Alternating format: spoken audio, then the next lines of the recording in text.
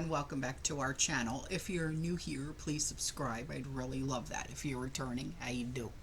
Grab your coffee, right? Maybe a snack.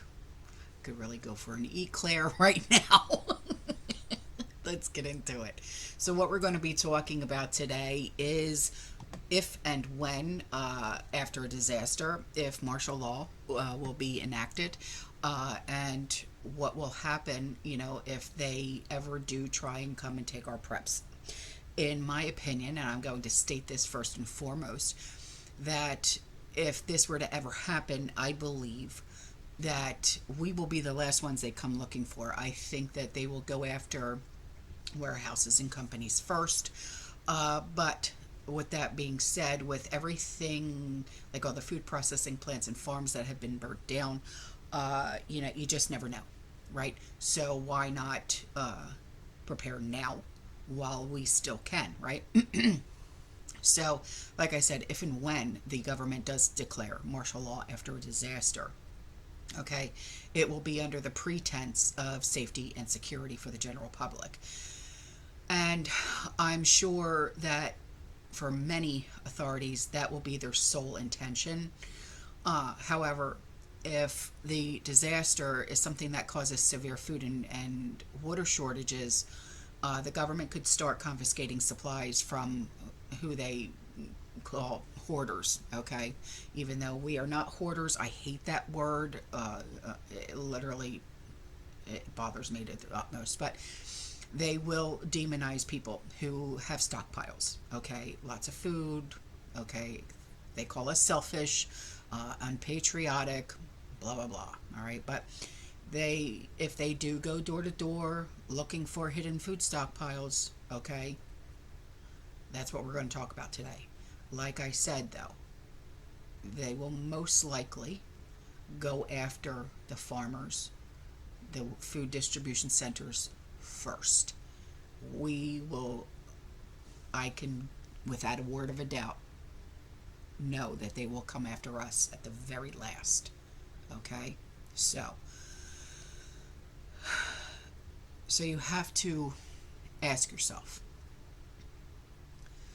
if authorities were to search your home, okay, if they were to search my home, how quickly would they find your emergency food supply? Would they find it right away? Or would it take a while? Would they find everything? Or would they overlook a few things? Okay.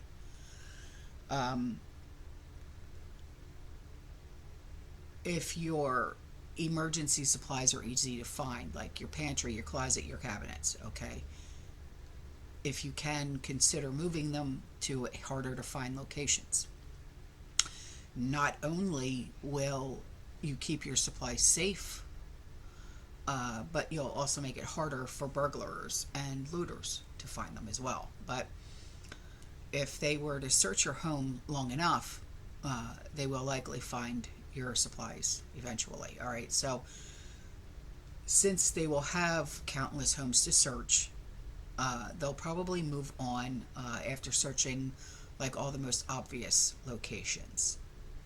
As long as you don't make them suspicious, they won't waste time turning your home inside out. You know what I mean? But still, you may have to give up some supplies if this ever came down to it, okay? Just to satisfy the authorities. But you don't have to give up everything, okay? Assuming you don't want to be dependent on the food banks for your survival and waiting in food lines and stuff like that, okay? Because it will come down to the point where they're going to start handing out ration cards and stuff like that, okay? So hiding your survival supplies during a martial law will be extremely important. But I will reiterate, we will be the last ones they come after, okay? But it's always good to hide your supplies anyway. So if you have miscellaneous storage, okay, if you have stacks of cardboard boxes filled with random items like clothes and documents, holiday decorations, all right, then you can easily hide food and water, first aid supplies, and ammunition among it, okay? Even if the authorities were to find some of it, they're not going to find all of it. If you still have the original boxes for your appliances, your electronics, I would use those as well. Empty out the styrofoam or anything else that's inside and replace it with supplies. You could even go a step further and hide food inside old appliances and electronics. For example, do you still have an old box style TV? You can hollow it out and put supplies in there. And after the SHTF, no one's going to be interested in your old TV. You know what I mean? Especially if there's no power. So look around for these obsolete devices. Okay, because these obsolete devices will be a very good way of storing your preps. So if you have a way to store under the floor, okay, I know in a lot of older homes you can, pick up the floorboards and put stuff in there. I can't do that here, okay? But if your home has a crawl space, you can create a trap door in the floor. Authorities might not think to look there. If the door is well hidden and blends into the surrounding floor, there's a chance they won't even notice it. All right. What about above a door frame? This won't work for all doors, but it will work very well for doors that are inside closets. All right. Simply put, like it's a magnetic gun holder or a safe above the door frame inside of your closet. You can attach firearms to the holder. It's not likely that authorities will look there in their haste of searching, so they probably won't look up and say, oh, you know what I mean? Behind air vents. This one is easy, in my opinion. Just take the air vent down, put some stuff up there. You can also create a false air vent and put supplies behind it. It's unlikely that anyone would think to look inside of an air vent. Now, there are many ways to put preps inside a wall. You could install some fake electrical outlets and hide small items like jewelry, money, okay? Or you could cut a hiding place into a wall behind a large painting. Another idea is inside furniture.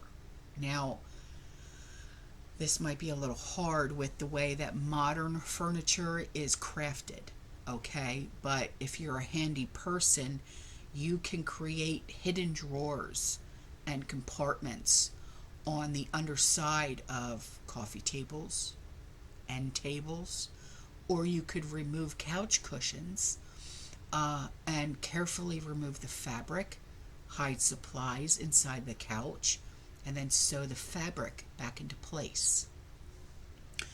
You can also hide things in your box spring of your mattress. You can carefully cut through the fabric along the edge of the box spring. You know, that white stuff, whatever that is, okay? You could put supplies in there and then reattach the fabric. Most burglars or authorities, they're not going to think to look there, all right? And if all of this sounds like, it's too much work, it's really not, especially if you are protecting your supplies, okay? Now, how about inside home decor? When looking around the inside of your home for a place to hide your supplies, don't just look for hiding places. Look at what's in front of you and think about how to turn it into a hiding place. For example, if you have a large lamp with a lot of empty space inside, you could line the inside with a bag, fill it with rice. Okay? Now, remember the idea that I just said about hiding supplies in your couch? Don't forget about the cushions. You can cut them open along with any like decorative pillows that you may have. Hide your items inside there and then sew them shut again. Just be careful that you keep the sewn side of the cushions hidden and out of view. If you have potted plants, you could put a waterproof bag or a container at the bottom beneath the dirt. How about under the floor cabinets? Now, no matter where you live, okay, there is extra space beneath floor cabinets. All you have to do is there's a front panel, okay, and you can slide your supplies underneath those cabinets. Inside random boxes, bottles. Next time you have an empty bottle, whatever it could be, okay? Any other like a solid colored bottle, don't throw it away. Instead, clean it, rinse it out thoroughly, okay? And stuff some Mylar bags of food inside there. To do this, you may have to like cut the top or the bottom of the bottle off and then super glue it back on. But at least this way, if you have like a whole bunch of bottles of something, people are going to look at it and say, wow, they have a lot of you know what I mean? But in actuality, you cut the bottom off of that bottle, stuffed Mylar bags inside, and then super glued it back on. No one's going to know that there's food in there. Okay? A few people would look twice at old bottles underneath a sink or whatever. Okay? Now, what about this? And I know you're going to be like, what? Listen. In a cat box. I know it sounds ridiculous, but you can hide items in your cat litter box. Now, you'll need to own a cat for this, but just listen to me, okay? The idea is that you can wrap items in plastic bags and then store them underneath the litter. I don't know any cop or authority that's going to stick their fingers in a litter box. You know what I'm saying? So, but to keep things more pleasant, consider having 2 litter boxes, you know what I mean? But only one cat box that you actually know that your cat is going to use, but the other litter box doesn't actually get used. You know what I'm saying? But the next one is a survival cache away from home. So you could bury your supplies away from home. This is a common tactic that is used by people of the prepared mind for bugging out. And the idea is you can hide supplies en route to your bug out location so you can resupply along the way.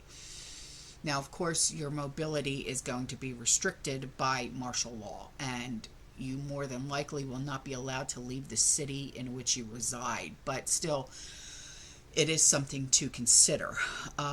Examples of places in town where you can hide items would include like your public park, an abandoned building, off the side of hiking trails.